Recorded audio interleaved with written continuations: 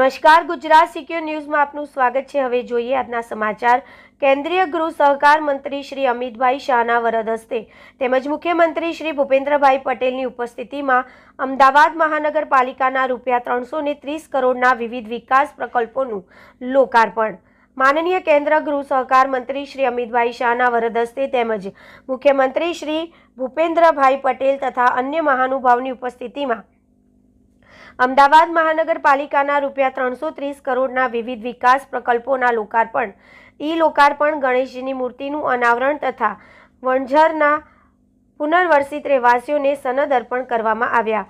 આ કાર્યક્રમ અંતર્ગત અમદાવાદ શહેરના પશ્ચિમ તથા દક્ષિણ પશ્ચિમ વિસ્તારોમાં મહત્વપૂર્ણ એવા વેસ્ટર્ન ટૂંક મેઇન લાઇન પ્રોજેક્ટનું લોકાર્પણ કરાયું। વર્ષો જૂની માંગણીઓ સંવેદનશીલતા સાથે પૂર્ણ થવાનું મુખ્ય કારણ વડાપ્રધાન શ્રી નરેન્દ્રભાઈ મોદીએ પ્રસ્થાપિત કરેલી સંવેદનશીલ વિકાસની રાજનીતિ છે। કેન્દ્રીય ગૃહ સહકાર મંત્રી શ્રી 2025નું વર્ષ અમદાવાદ માટે વિકાસની હેલી અને વિશ્વ કક્ષાએ ગૌરવનું વર્ષ સાબિત થયું છે। Reporter Ramesh Solanki, Gujarat secure news, Ahmedabad.